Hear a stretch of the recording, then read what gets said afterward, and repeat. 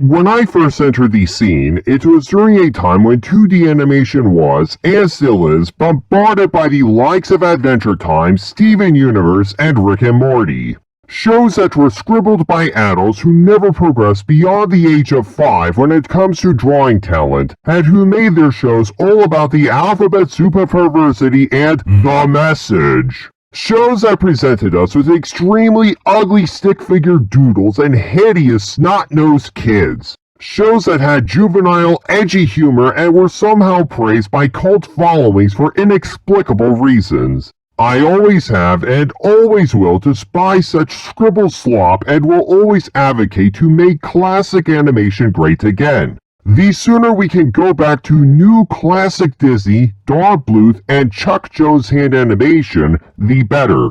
But, dear viewer, in this crusade to restore higher art, we must be sure to balance our desire for beauty with granting people the freedom to express themselves in accordance with the First Amendment. Now, with the aforementioned shows I just rattled off, the people involved with those shows are utter childish, edgy buffoons. However, more than anything else, the biggest problem I have with these cheap animators is that they hijacked entertainment companies that had pre-established reputations for higher art. Warner Brothers, which owns Cartoon Network, had a reputation for delivering beautiful hand-drawn Looney Tunes shorts for decades before it got hijacked by the slop animators who gave us Adventure Time and Steven Universe.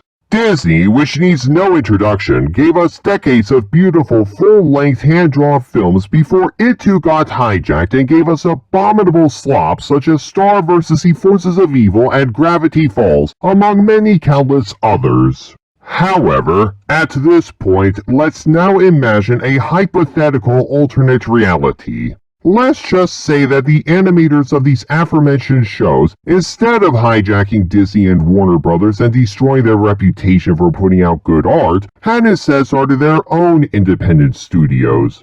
This would have resulted in these shows still being created without major studio backing. What would my reaction be in this alternate reality where the Tumblr artists made their shows with their own studios, but Disney and Warner Brothers maintained their reputation for good hand animation?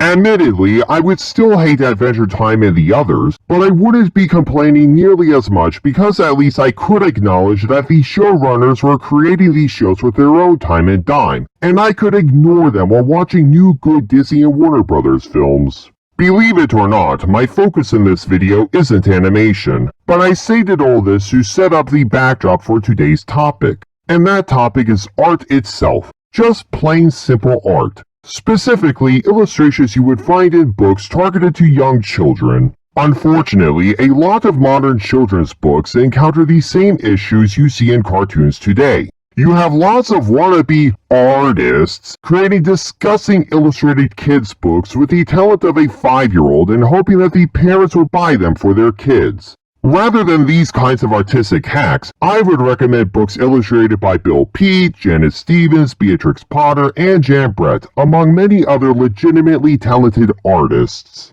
There is, however, another kind of artist that warrants discussion. With the first kind of artists, we establish that these people are a dime a dozen talentless hacks that scribble like children and think too highly of themselves. With the second kind of artists, almost everyone would agree that they are high-grade artists who can capture reality fairly accurately and present it on paper with a slightly cartoonish flair.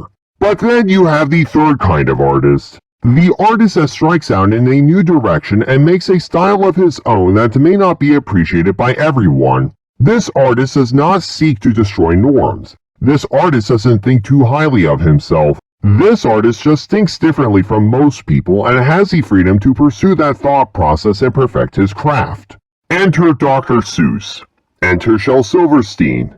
Enter Eric Carle. These three men entered the art world pioneering their own unconventional styles and were greeted with near universal praise, but also garnering some criticisms. Not all of their illustrations are beautiful, but they do have their own unique ways of looking at art. If I were to compare these men to animators, I would neither claim that they were Tumblr animators, nor would I dare to compare them to Don Bluth.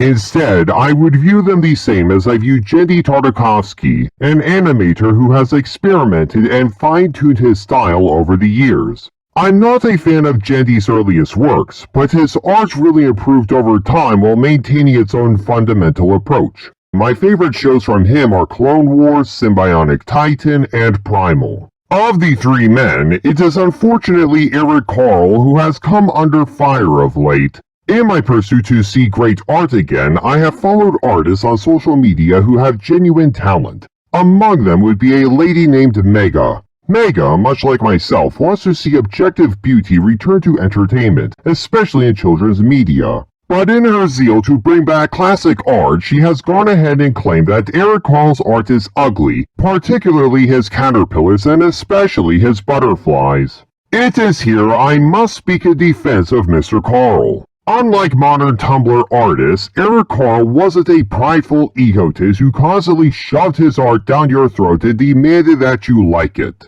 Eric Carle didn't barge his way into someone else's studio, subvert expectations, and expected you to eat his low-grade slop in the name of some grand woke message. He didn't look at Michelangelo and think, I could do better than Michelangelo, and my simple collage caterpillars are superior to his Sistine Chapel ceiling. In fact, he grew up in a world where the Nazis expected him to conform to a certain rigidity in art, a rigidity he rejected in favor of pursuing artistic freedom. He was a humble man who wished to share his love for colors with the world. And he did it with his own studio, and with his own time and dime. Ultimately, that humble simplicity won him many fans over generations. But now we have the likes of Mega accusing Eric Carle posthumously of being a leftist and a Marxist. An Eric Carle Marx, if you will. Sorry, I had to get that pun in there. She claims that his simple art style promoted Marxism.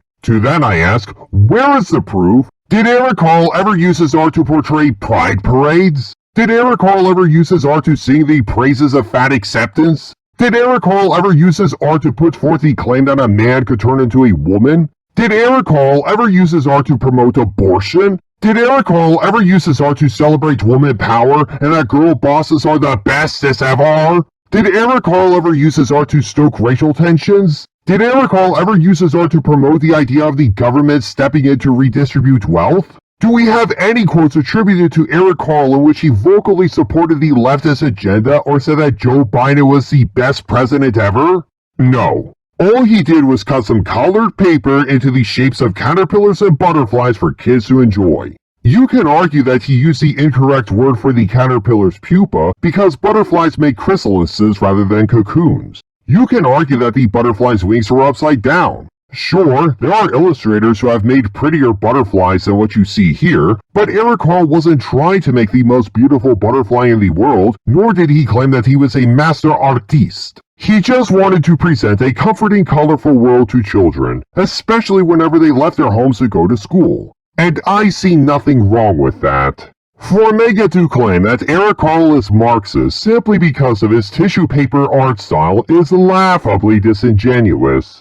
It's not about the art style, but how you use that art and your talents that determines whether or not you are a Marxist. Case in point, Marcus Pfister is an undeniably talented artist who does make objectively beautiful illustrations. But he uses that talent for evil and makes it clear that we all need to feel bad about our hard-earned wealth and redistribute it. Eric Carle's art, by the metric of aesthetics, is worse than Marcus Pfister, but I would give my children Eric Carle's books any day of the week. At least my child can look at colorful illustrations by Mr. Carle that aren't pushing an agenda, unlike Mr. Pfister. And hey, we're not in a world where Eric Carle is the only choice for children. There are plenty of other illustrators to admire. So do your kids a favor and give them a variety of artists to enjoy. And be sure to give them some Eric Carle books to go along with Bill Pete and Beatrix Potter books. In the end, it's true that I want to see objective beauty return to the media landscape. I'm tired of adults who think too highly of themselves, scribble like children, and expect us to swallow the slop.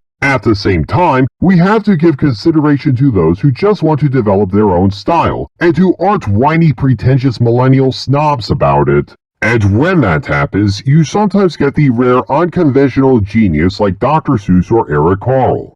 Until next time, this has been Sir Persevere. And now, my friends, go forth, be gracious to everyone, and may God bless you.